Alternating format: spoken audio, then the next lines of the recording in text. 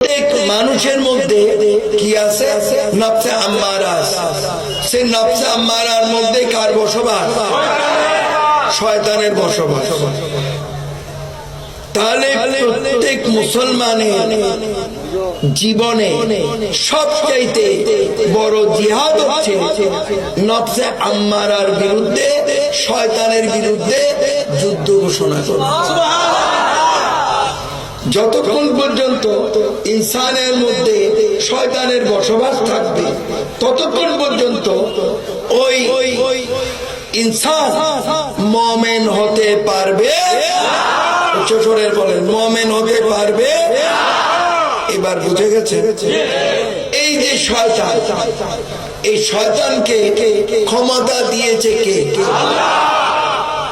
আবার শয়তান থেকে সাবধান থাকতে বলেছে কে?